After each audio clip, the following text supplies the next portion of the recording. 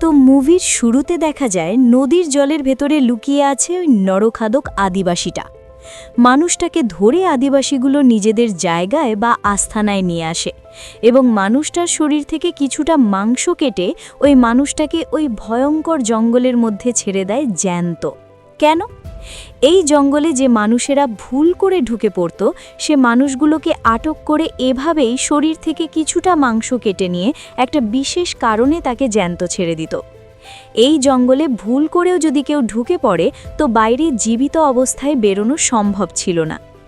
এই নরখাদক আদিবাসীরা এত মানুষ ধরে কাটে জঙ্গলের একটা জায়গায় যে ওখানে সেই পুকুরের জলটার রং সব সময় লাল থাকে।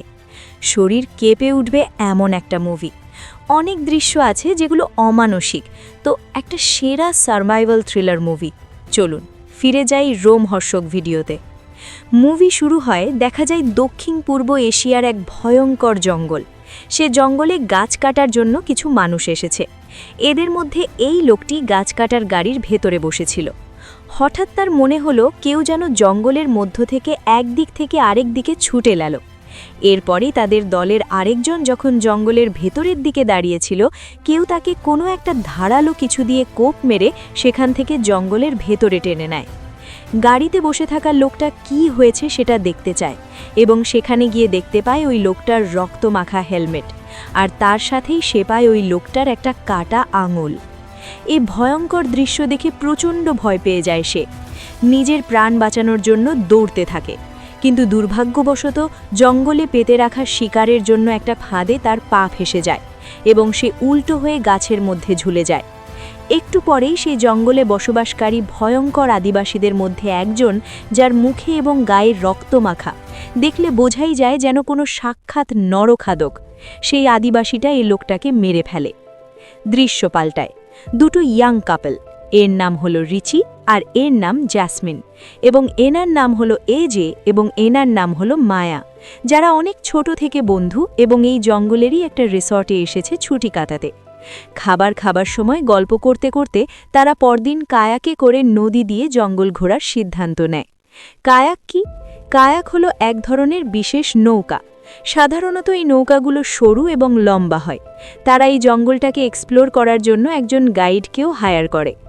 এই গাইড, যার নাম হলো নেক তাদেরকে লাইফ জ্যাকেট এবং কায়াক কিভাবে চালাতে হবে সেটার একটা ছোট্ট ট্রেনিং দিয়ে যাত্রা শুরু করে, কারণ এই ভয়ঙ্কর জঙ্গলে কখন কি হয় কেউ জানে না। এবং একই সাথে ঠিক করে তারা যে আজকে আর তারা ফিরে আসছে না, অর্থাৎ রাতটা ওই ভয়ঙ্কর জঙ্গলের মধ্যেই তারা কাটাবে। নদী দিয়ে যেতে যেতে নিক সেই নদী এবং জঙ্গলের ব্যাপারে বলতে শুরু করে। এ যেন এক ভয়ঙ্কর প্রাকৃতিক সৌন্দর্যের মধ্য দিয়ে তারা যাচ্ছিল। নদী দিয়ে যেতে যেতে নিক তাদের সেই নদী এবং এই জঙ্গলের ব্যাপারে কাহিনী বলতে শুরু করে, এবং এই কাহিনীর মাঝেই সে জানায় যে তার বাবা এবং দাদা নাকি দুজনেই গাইডের কাজ করত। তার দাদা একবার এই জঙ্গলের আদিবাসীদের পাল্লায় পড়ে এবং তারপর থেকে তার দাদাকে আর কোথাও খুঁজে পাওয়া যায়নি। ধরে নেওয়া হয় তার দাদা মারা গেছে। ছেলে দুটো এটা শুনে বিশ্বাস না করলেও মেয়ে দুটো কিন্তু ভয় পেয়ে যায়। মায়া ভয়ে ভয়ে জিজ্ঞেস করে, শুনেছি জঙ্গলের নরখাদকারে আছে, তারা কি এখনও থাকে এই জঙ্গলে? নিক বলে এই জঙ্গলটা ওদের, তাই এখানে ওরাই থাকে, কিন্তু ভয় পাওয়ার কিছু নেই, আমরা ওদের আস্তানার দিকে যাব না। অন্যদিকে দেখা যায় দুজন বাইকার বাইক নিয়ে তারা যাচ্ছিল, একটা ছেলে এবং একটা মেয়ে। তারা ওই জঙ্গলে এসেছিল ঘুরতে, অ্যাডভেঞ্চার করতে। ছেলেটার নাম ড্যানি। তারা জঙ্গলের মাঝখানে এক জায়গায় একটা সাইনবোর্ড দেখে, লেখা ছিল ডু নট এন্টার, প্রবেশ নিষেধ। সেটার মজা উড়িয়ে তারা জঙ্গলের ওই অংশেই ঢুকে পড়ে যেখানে যাওয়া মানে মৃত্যুর মুখে যাওয়া। জঙ্গল দিয়ে যাওয়ার সময় হঠাৎ ড্যানির গলায় কেউ একজন কোপ দিয়ে তাকে মেরে ফেলে এবং তারা দুজনেই সে বাইক থেকে পড়ে যায়।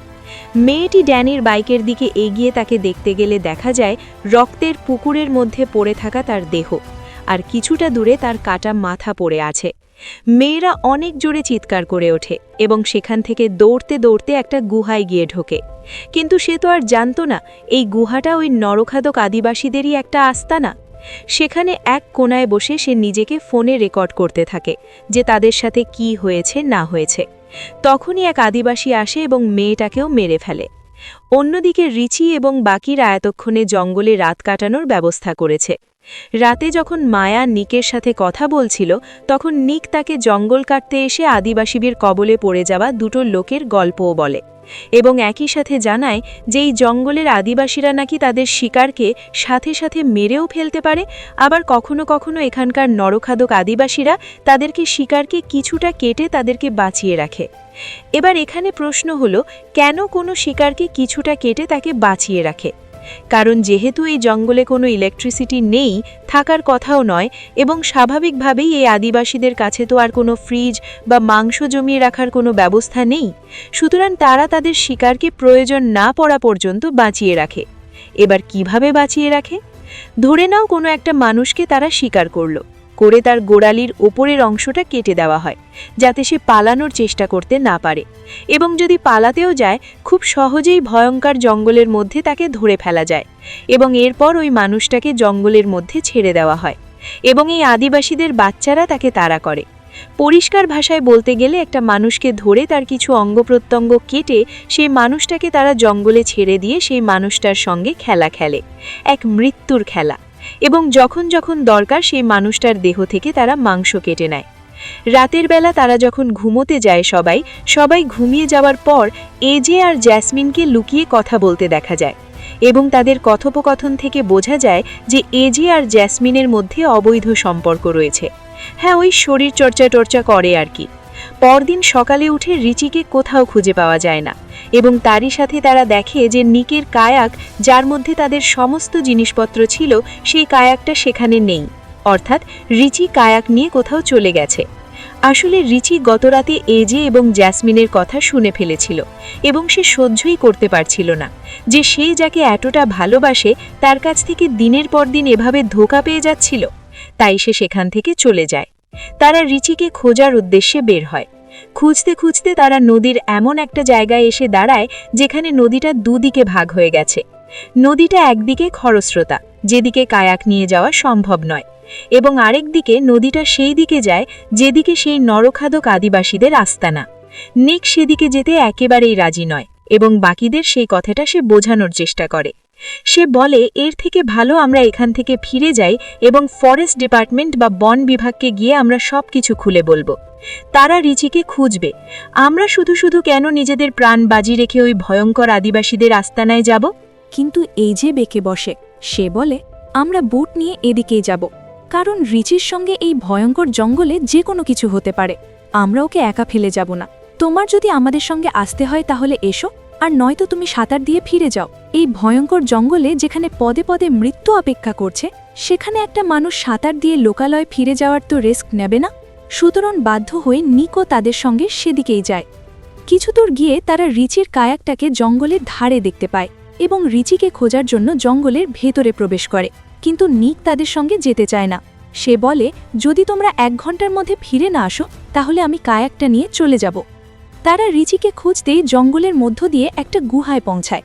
এদিকে কায়াকের মধ্যে নিক যখন অপেক্ষা করছিল, হঠাৎ জঙ্গলে কিছু একটা নড়তে দেখে হাতে একটা ছুরি নিয়ে জঙ্গলের ভেতরে যায়, এবং সেখানে গিয়ে সে অবাক হয়ে যায়, কারণ সেখানে মৃত মানুষদের পোশাক পরানো একটা পুতুল আর কিছু জিনিসপত্র ঝুলছিল, আর সেখানেই তাদের জন্য অপেক্ষা করছিল নরখাদক আদিবাসীরা। চোখের সামনে হঠাৎ করে তাদেরকে দেখতে পেয়ে সে খুব ভালো করে বুঝে যায় যে তার সাথে কি হতে চলেছে। সে প্রাণ ভয়ে দৌড়তে থাকে এবং দৌড়তে দৌড়তে কায়াকে ফেরে।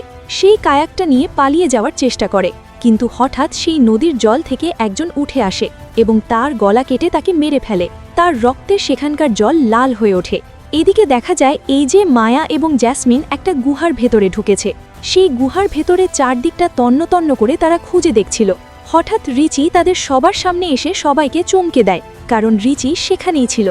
এবং তারপর তারা 4 জন আবার কায়াকে ফিরে আসে, এবং সেখানে ফিরে তারা নিক এবং তার কায়াকটা দেখতে না পেয়ে মনে করে সে হয়তো তাদেরকে ছেড়ে চলে গেছে। কিন্তু তখনই মাটিতে পড়ে থাকা নিকের ছুরিটা তারা পায়, এবং এটা দেখে তাদের একটু সন্দেহ হয়। তারা পরিষ্কার বুঝতে না পারলেও কিছুটা তো বুঝতে পারে যে নিকের সাথে কিছু তো একটা হয়েছে।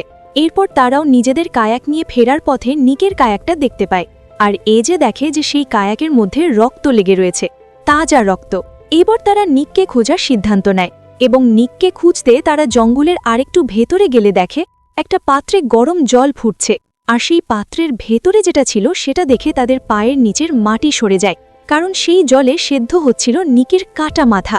তারা প্রচণ্ড আতঙ্কিত এবং ভয় পেয়ে নিজেদের কায়াক নিয়ে সেখান থেকে পালানোর চেষ্টা করে, কিন্তু আদিবাসী দলের লোকেরা অলরেডি সেই জলের মধ্যে লুকিয়ে তাদের জন্য অপেক্ষা করছিল। কিছুদূর পালানোর পর নদীর উপরে একটা গাছ পড়ে থাকতে দেখে তারা কায়াক থেকে নেমে এসে কায়াকটাকে গাছের নিচ দিক দিয়ে পার করায়, আর এই সুযোগে জলে লুকিয়ে থাকা আদিবাসীটা তাদের উপর হামলা করে দেয়। তার সাথে লড়াই করতে গিয়ে রিচি আর এজে দুজনেই আহত হয় এবং তার মাথায় পাথর দিয়ে মেরে আর বুকে ছুরি ঢুকিয়ে তাকে তারা মেরে ফেলে।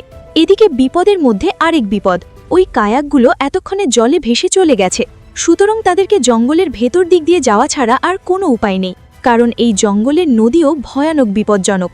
এক তো এখানে কোথায় কি আছে কেউ জানে না, দ্বিতীয়ত আদিবাসীরা লুকিয়ে থাকতে পারে, তৃতীয়ত জঙ্গলের নদীতে কখন স্রোত আসবে, কোন জায়গা কতটা গভীর এটা তাদের জানা নেই, জানা থাকার কথাও নয়। সুতরাং তাদেরকে জঙ্গলের মধ্য দিয়েই পালাতে হবে। জঙ্গলে হাঁটতে হাঁটতে রাত হয়ে যায়। তারা এক জায়গায় দাঁড়িয়ে বিশ্রাম নেওয়ার সিদ্ধান্ত নেয় এবং তারা ঠিক করে যে একবার এক একজন লোক জেগে জেগে পাহারা দেবে। এভাবেই যখন তারা পাহারা দিচ্ছিল, এজের পাহারা দেওয়ার পালা আসে। এজে যখন পাহারা দিচ্ছিল, সে পরিষ্কার বুঝতে পারে কেউ বা কারা তাদের উপর নজর রাখছে এবং আশপাশ দিয়ে যেন ঘোরাঘুরি করছে। অতি চালাকের সাথে এজে একটা কাদার গর্তে গিয়ে নিজের সারা শরীরে কাদা মেখে পড়ে এবং সেখানেই শুয়ে পড়ে এবং ঠিক তার পাশেই তার ছুরিটাকে মাটির মধ্যে গেঁথে অপেক্ষা করতে থাকে সেই আদিবাসীটার সেখানে আসার। একটা আদিবাসী তাকে সেখানে খুঁজতে এসেছে এবং পরিস্থিতির সুযোগ নিয়ে সেই আদিবাসীটার উপরে হামলা করে দেয়। সে কিন্তু আদিবাসীর গায়ের শক্তির সঙ্গে এবং লড়াইয়ের সঙ্গে পেরে ওঠে না। সে এজের মাথায় কুড়ুল দিয়ে আঘাত করে সেই লোকটা এবং তারপর তার ঘাড়ে কামড় দিয়ে মারতেই যাবে তখন সেখানে রিচি চলে আসে। এজে একটা ঢালু জায়গা দিয়ে নিচে গুড়িয়ে পড়ে যায়। সে তো বেঁচে যায়, কিন্তু রিচিকে আদিবাসীরা ধরে ফেলে।